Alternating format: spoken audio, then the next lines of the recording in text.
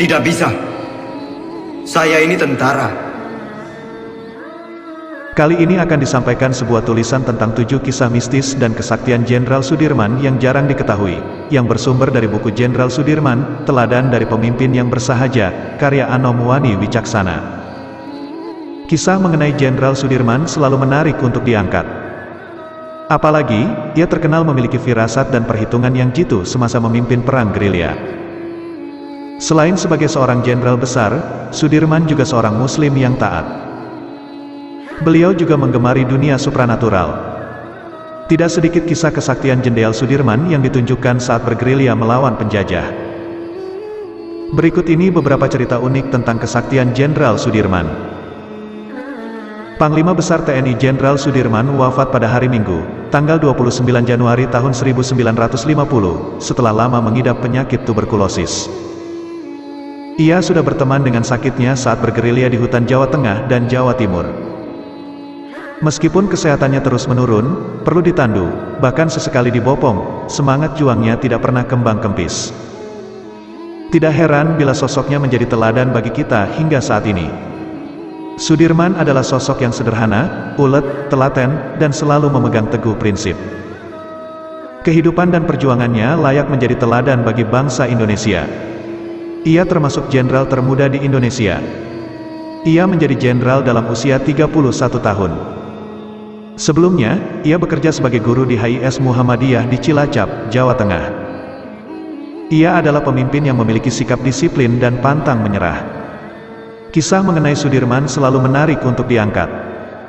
Apalagi, ia terkenal memiliki firasat dan perhitungan yang jitu semasa memimpin perang gerilya. Berikut ini beberapa cerita mistis dan kesaktian Jenderal Sudirman.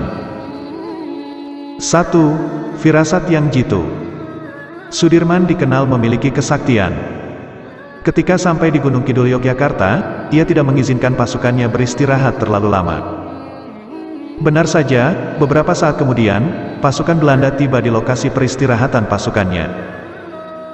Jika Sudirman yang menderita sakit TBC dan bertubuh rapuh itu tidak segera meminta pasukan untuk melanjutkan perjalanan, maka pertempuran tidak akan bisa dihindari. Bisa jadi, pasukan TKR kalah karena jumlah dan senjata yang tidak seimbang. 2. Mendadak jadi dokter. Sudirman selalu menyamar sepanjang ia memimpin perang gerilya. Ia juga kerap diminta mengobati orang sakit. Di sebuah desa di Pacitan, Jawa Timur, ia dan pasukannya kelaparan karena tidak menemukan makanan berhari-hari. Mereka tidak berani meminta makanan kepada warga desa karena takut ada mata-mata Belanda. Pada saat rombongan gerilyawan beristirahat, penduduk menghampiri mereka dan meminta air mantra untuk kesembuhan istri lurah di sana. Sudirman mengambil air dari sumur, kemudian meniupkan doa. Ajaib, istri lurah yang terbaring payah itu bisa bangun setelah minum air yang telah diberi doa oleh Sudirman. Pak Lurah menyilakan Sudirman dan anak buahnya beristirahat. Ia menjamunya dengan berbagai makanan. Setelah itu, Sudirman mengenalkan dirinya. 3. Keris penolak mortir. Desing pesawat membangunkan desa Bajulan yang senyap pada suatu hari di awal bulan Januari tahun 1949. Penduduk kampung di Nganjuk, Jawa Timur, yang tengah berada di sawah, halaman, dan jalanan panik dan langsung berlari masuk ke rumah atau bersembunyi di balik pepohonan. Warga Nganjuk mengetahui bahwa itu adalah pesawat Belanda yang sedang mencari para gerilyawan dan bisa secara tiba-tiba memuntahkan bom atau peluru. Salah satu warga yang ketakutan itu adalah Jirah, perempuan 16 tahun itu gemetar di dapur seraya membayangkan gubuknya dihujani peluru. Di rumahnya, ada 9 laki-laki asing tamu ayah angkatnya, Pak Kedah, yang ia layani untuk keperluan makan dan minum. Meskipun tidak paham identitas orang-orang itu, Jirah menduga bahwa mereka yang sedang dicari oleh tentara Belanda. Sewaktu pesawat mendekat, Jirah melihat orang yang memakai beskap duduk di depan pintu dikelilingi 8 lainnya. Jirah mengintip dan menguping semua yang akan terjadi dari dapur. Lelaki pemakai beskap yang oleh semua orang dipanggil Pak Kiai itu mengeluarkan keris dari pinggangnya. Keris itu ia taruh di depannya. Tangannya merapat dan mulutnya komat kamit merapal doa. Ajaib, keris itu berdiri dengan ujung lancipnya menghadap ke langit-langit. Kian dekat suara pesawat, kian nyaring doa yang mereka baca. Keris itu perlahan miring, lalu jatuh ketika bunyi pesawat menjauh. Sang kiai menyarungkan keris itu lagi dan para pendoa meminta undur diri dari ruang tamu. Kepada Jirah, pengawal sang kiai bercerita bahwa keris dan doa itu telah menyamarkan rumah dan kampung tersebut dari penglihatan tentara Belanda. 4. Sang Jenderal Klenik. Kepercayaan dan kegemaran Sudirman pada supranatural tidak hanya terjadi saat gerilya, tetapi juga dalam diplomasi formal dengan Belanda. Muhammad Rum memiliki kisah menarik tentang Klenik Sudirman. Suatu pagi beberapa hari menjelang perundingan Renville di Yogyakarta pada tanggal 17 Januari tahun 1948, Rum dipanggil Presiden Soekarno. Presiden meminta ketua delegasi Indonesia dalam perundingan itu menemui Sudirman di rumahnya. Sebagai ketua delegasi, jiwa saudara harus diperkuat, kata Presiden. Temuilah segera Panglima Sudirman. Meskipun awalnya menolak, Rum yang tidak mengerti urusan Klenik menuruti saran itu. Di rumahnya, Sudirman sudah menunggu. Sang Panglima ditemani anak muda yang ia kenalkan kepada Rum sebagai orang pintar. Rupanya, anak muda yang dikenal Rum tidak mempunyai pekerjaan tetap itu yang akan memperkuat jiwa menteri dalam negeri ini. Kemudian, dukun itu memberinya secarik kertas. Jimat ini tak boleh terpisah dari saudara, kata Sudirman. Kalau hilang, kekuatannya bisa berbalik. Jagalah sebaik-baiknya. Jimat itu menemani Rum menghadapi delegasi Belanda yang keras kepala dan tidak mau hengkang dari Indonesia.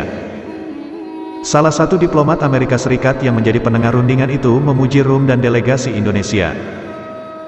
Saya sudah kesal karena Belanda begitu legalistik, tapi kalian bisa melawannya dengan legalistik juga. You are wonderful. 5. Penganut kejawen Sumarah. Sudirman terkenal memiliki firasat dan perhitungan jitu semasa bergerilya. Konon, ia memiliki bermacam kesaktian. Ia disebut sebagai penganut aliran kejawen Sumarah.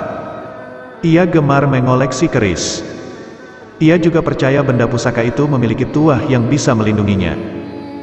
Sewaktu pasukan Sudirman terpojok di lereng Gunung Wilis Tulungagung, Jawa Timur, kerisnya bisa menyelamatkan pasukannya. Padahal, ketika itu tentara gerilyawan tidak memiliki celah meloloskan diri dari kepungan pasukan Belanda. Tiba-tiba, Sudirman menyabut cundrik, keris kecil pemberian Kiai di Pacitan, dan mengarahkannya ke langit. Tidak berapa lama, awan hitam bergulung-gulung, petir dan angin menghantam-hantam. Hujan lebat pun turun dan membuyarkan kekompakan pengepungan Belanda. Lagi-lagi pasukan Sudirman selamat. 6. Salah tangkap. Pada masa perjuangan, muncul suasana saling mencurigai antar petinggi pemerintahan dan militer. Bahkan, rombongan gerilya Panglima Besar Jenderal Sudirman pernah ditawan oleh Batalion 102 pada tanggal 23 Desember tahun 1948 di Bendo, kurang lebih 24 km dari Tulungagung. Kapten Suparjo, ajudan merangkap sekretaris pribadi Sudirman, dibawa ke markas batalion. Sedangkan, Sudirman tetap di dalam mobil dengan pasukan pengawal yang telah dilucuti. Di markas batalion, Suparjo hanya bertemu beberapa perwira yang tidak dikenali. Ia pun meminta bertemu dengan komandan batalion, Kapten Zainal Fanani. Salah satu perwira menjawab bahwa sulit bagi tawanan bertemu dengan komandan. Suparjo digeledah dan didapati buku harian yang isinya lengkap dengan gambar pertahanan dan catatan yang berhubungan dengan ketentaraan. Beruntung, pada saat itu ada perwira yang mau memanggil komandan batalion. Waktu sudah maghrib dan Sudirman minta supaya diizinkan pergi ke masjid untuk sholat. Permintaan itu dipenuhi dan ia dibawa ke masjid yang letaknya tidak jauh dari markas batalion. Harsono Cokroaminoto, penasihat politik Sudirman, yang bersarung dan kaos oblong keluar dan duduk di teras masjid bercakap-cakap dengan pasukan penawan. Tidak lama kemudian, datanglah komandan batalion dengan mengendarai jeep. Kepala piket melapor bahwa pasukannya telah menawan satu rombongan dan melucuti senjatanya. Sedangkan, komandan menerima laporan, matanya tertuju kepada Harsono dan mengenalinya. Zainal Fanani bertanya, "Di manakah tawanan itu?" "Di masjid," jawab Harsono. Kemudian, Zainal Fanani masuk ke masjid dan menghampiri tawanan itu. Ia terperanjat ketika melihat bahwa tawanannya adalah Jenderal Sudirman. Mayor Fanani langsung sujud di depan Sudirman sambil menangis dan meminta maaf atas kekeliruan pasukannya. Kemudian, ia memberi hormat militer. Seketika itu juga, Sudirman dipindahkan ke tempat yang baik. Semua anggota pasukan pun terperanjat setelah diberitahu bahwa tawanan itu adalah panglima besar yang sedang menyamar. 7. Luput dari penjajah. Banyak kisah-kisah mistis seputar perjuangan Sudirman semasa perang gerilya. Musuh selalu gagal memburunya. Bahkan, ia luput dari tangan musuh yang hanya berjarak sekitar 10-20 meter. Jika saat itu penyakitnya kambuh dan membuatnya batuk-batuk, maka pastilah musuh akan mendengar dan menangkapnya. Namun, atas kebesaran Tuhan, pada detik yang genting itu, penyakitnya tidak pernah kambuh. Sungguh aneh, tidak ada satupun musuh yang melihatnya bersembunyi di antara rumput alang-alang yang pendek. Demikian, semoga bermanfaat. Wassalamualaikum warahmatullahi wabarakatuh.